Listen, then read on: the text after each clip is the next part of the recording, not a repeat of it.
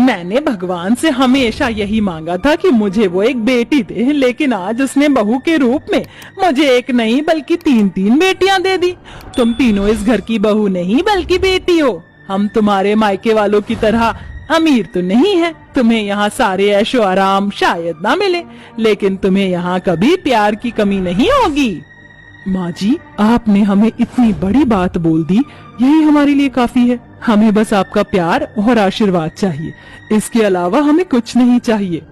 इतना कहकर मिष्टी, सौंदर्य और पंक्ति तीनों बहुएं खड़ी शादी के जोड़े में अपनी सास कलावती के पैर छूकर उनसे आशीर्वाद लेती हैं। कलावती के तीनों बेटे अर्जुन, कार्तिक और लक्ष्मण की इन तीनों से आज शादी हुई होती है। सौंदर्य, पंक्ति और मिष्टी तीनों एक बहुत बड़े और अमीर परिवार की बेटियां होती हैं, लेकिन अर्जुन, कार्तिक और लक्ष्मण तीनों ही गरीब होते हैं। दरअसल ये लोग एक ही साथ एक ही कॉलेज में पढ़ते थे, जहां इन तीनों भाइयों को इन तीनों बहनों से प्यार हो गया था। आज हमारी पहली रसोई है, चलो अपनी पहली रसोई की तैयारी करते हैं। सौंदर्य, मिष्टी और पंक्ति जैसे ही चूल्हे के पास जाकर खाने के डब्बे देखती हैं तो सारा का सारा राशन खत्म हुआ होता है और सारे डब्बे खाली होते हैं, जिसे देखकर ये क्या, घर में तो राशन ही नहीं है और बिना राशन के हम लोग अपनी पहली रसोई का खाना कैसे बनाएंगे। अरे तो इसमें घबराने वाली कौन सी बात है, तुम भूल गई कि हमारे पास क्या है। पंक्ति के इतना बोलते ही सौंदर्य, मिष्टी और पंक्ति तीनों ही जादू करती हैं और उनके हाथों से सुनहरी चमकदार रोशनी निकलती है, जिसके चलते सारे रखे हुए राशन के खाली डब्बे राशन से भर जाते हैं। चलो अब राशन तो भर गया, अब जल्दी से अपनी पहली रसोई का खाना बनाते हैं। इतना बोलकर तीनों बहुएं जल्दी जल्दी बहुत सारा खाना बनाती हैं और ले जाकर सबको परोसती हैं। इतना स्वादिष्ट भोजन देखकर कलावती और उसके तीनों बेटे हैरान हो जाते हैं। बहू, घर में तो राशन कब का खत्म हो गया था, तो तुम तीनों ने ये खाना कैसे बनाया, वो भी इतना सारा। और हमने तो तुम्हें पैसे भी नहीं दिए थे, तो ये सब कैसे? जब हम सुबह चूल्हे के पास गए तो सारा राशन खत्म हो गया था, इसलिए हमने बाहर से राशन मंगवा लिया था। हमारे पास पैसे थे। लेकिन बहू, तुमने राशन क्यों मंगवाया, ये सब अच्छा थोड़ी ना लगता है। माँ जी, आपने ही तो कहा था कि हम इस घर की बहू नहीं बल्कि बेटियां हैं। अब बेटियां अपने परिवार के लिए नहीं करेंगी तो किसके लिए करेंगी। इतना बोलकर सौंदर्य बात को संभाल लेती है और ऐसे ही समय गुजरता रहता है। तीनों बहुएं अपने जादू से घर के सारे काम झटपट कर लेती और घर में कभी भी किसी चीज की जरूरत पड़ती है तो वो तीनों अपने जादू से उस चीज को ले आती, चाहे वो राशन हो, कपड़े हो या कोई भी सामान। ऐसे ही समय गुजरता है और एक दिन, पंक्ति, सौंदर्य, दिवाली आने वाली है, चलो मिलकर दिवाली की सफाई करते हैं। माँ जी मंदिर गई हैं, उनके आने से पहले ही हम सारी सफाई कर देते हैं। माँ जी ये सब देखकर बहुत खुश हो जाएंगी। हमें सफाई करने की क्या जरूरत है, हमारा जादू है ना, हम अपने जादू से उसके बाद दिवाली का सामान भी ले आएंगे। इस बार माँ जी और हमारे पति खुशियों भरी दिवाली मनाएंगे। इतना बोलकर तीनों बहुएं अपने जादू से घर की सफाई करने लगती हैं, लेकिन तभी अचानक उनकी सास कलावती आ जाती है। कलावती जैसे ही अपने घर के दरवाजे आती है तो देखती है कि झाड़ू अपने आप सफाई कर रही है और पोछा अपने आप पोछा लगा रहा है और उसकी तीनों बहुएं जादू करके घर में दिवाली का सारा सामान ला रही हैं। ये सब देखकर कलावती बहुत डर जाती है और चिल्लाते हुए कहती है, हे भगवान, कौन हो तुम तीनों? तुम तीनों कोई जादूगरनी हो ना, या कोई चुड़ैल डायन? कौन हो तुम तीनों? आप गलत समझ रही हैं माँ जी, हम कोई चुड़ैल डायन या जादूगरनी नहीं है, हम तो इंसान हैं। तुम तीनों कोई इंसान नहीं हो सकती, इंसान जादू कैसे कर सकता है? सच सच बताओ, कौन हो तुम तीनों, या मैं तांत्रिक बाबा को बुलाऊं?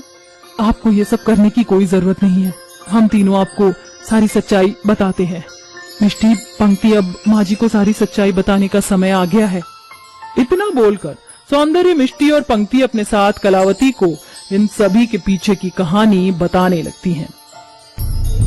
प्लीज जल्दी से गाड़ी चलाइए, मुझसे बर्दाश्त नहीं हो रहा है। बस थोड़ी देर और अंजना, हम सब अस्पताल पहुंचने ही वाले हैं, बस थोड़ी देर और। अंजना गर्भवती होती है और उसे लेबर पेन शुरू हो जाता है, जिसके चलते गिरधर अंजना को जल्दी से अस्पताल लेकर जा रहा होता है, लेकिन जल्दबाजी में गाड़ी चलाने की वजह से गिरधर एक बूढ़ी अम्मा को गाड़ी से ठोकर मार देता है। हे भगवान, ये क्या हो गया? अब मैं क्या करूं? जल्दी से उनकी मदद करिए। अंजना के इतना बोलते ही गिरधर जल्दी से गाड़ी से उतरता है और उस बूढ़ी अम्मा को गाड़ी में बिठाकर अस्पताल ले जाता है, जहां एक तरफ वो बूढ़ी अम्मा का डॉक्टर ट्रीटमेंट कर रहे होते हैं, वहीं दूसरी तरफ अंजना की डिलीवरी हो रही होती है। अंजना थोड़ी देर में अपनी तीनों बेटियों को जन्म देती है। वहीं वो बूढ़ी अम्मा भी अब ठीक हो जाती हैं। अंजना देखो, हमारी तीनों बेटियां, ये तीनों तो तुम पर गई हैं। इनकी नाक, इनके होंठ, इनकी आंख बिल्कुल तुम्हारी जैसी है। मैं अपनी तीनों बेटियों को बिल्कुल राजकुमारी की तरह पालूंगा। इन्हें कभी किसी भी चीज की कमी नहीं होने दूंगा। भगवान ने हमें एक नहीं, दो नहीं, बल्कि तीन तीन लक्ष्मी दी हैं। आज भगवान ने मेरी झोली खुशियों से भर दी है। सुनिए जी, उन बूढ़ी अम्मा का क्या हुआ जिनका हमारी गाड़ी के साथ एक्सीडेंट हो गया था? क्या अब वो ठीक हैं? ये तो मैं डॉक्टर से पूछना ही भूल गया। तुम आराम करो, मैं डॉक्टर से उनके बारे में पूछ कर आता हूँ। इतना बोलकर गिरधर जैसे ही जाने के लिए पीछे मुड़ता है तो देखता है कि वो बूढ़ी अम्मा गिरधर के पीछे ही खड़ी है। अरे अम्मा, आप तो बिल्कुल ठीक है। आपको तो काफी सारी चोट लगी थी। हाँ, मैं ठीक हूँ। अगर तुम मुझे हॉस्पिटल नहीं लेकर आते तो भी मैं ठीक ही रहती। मुझे कुछ नहीं होता। लेकिन कैसे अम्मा? अंजना के इतना बोलते ही वो बूढ़ी अम्मा एक सुंदर परी के रूप में बदल जाती है, जिसे देखकर अंजना और गिरधर दोनों ही हैरान हो जाते हैं। मैं कोई इंसान नहीं बल्कि परी लोक की एक परी हूँ। मेरा नाम जैस्मिन है। मैं धरती लोक पर घूमने के लिए आई थी, इसलिए मैंने एक बूढ़ी औरत का इंसानी रूप लिया था। तुम्हारी पत्नी गर्भवती थी, लेकिन तुमने मुझ घायल की भी मदद की और मुझे अस्पताल लेकर आए।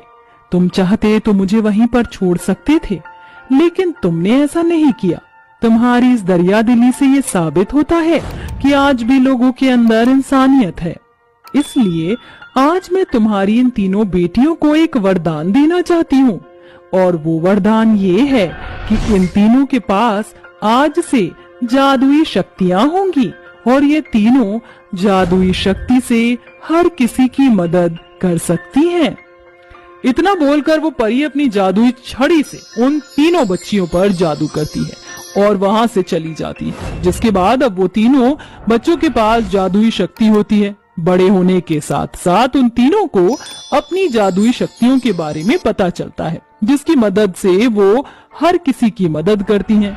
गरीबों को खाना देकर, प्यासे को पानी पिलाकर और लाचार की मदद करके। सौंदर्य, मिष्टी और पंक्ति ये सारी बात अपनी सास को बता देती हैं, जिसे सुनकर तुम तीनों तो सच में लक्ष्मी हो। मैंने तुम तीनों को गलत समझा, मुझे माफ कर देना। माँ जी, आप हमसे माफी मत मांगिए। आप तो हमारी माँ हैं और एक माँ अपनी बेटियों से कभी माफी नहीं मांगती है। इतना कहकर तीनों बहुएं अपनी सास के गले लग जाती हैं, जिसके बाद तीनों बहुएं अब दोबारा से जादू करती हैं और देखते ही देखते उनका छोटा सा घर एक बड़े से महल जैसे घर के रूप में बदल जाता है और वो तीनों अब अपने जादू से अपने पतियों का नया बिजनेस भी खुलवा देती हैं, जिसके बाद अब तीनों बहुएं अपने परिवार के साथ खुशी खुशी रहती हैं और आज भी वो हर जरूरतमंद इंसान की मदद करती हैं।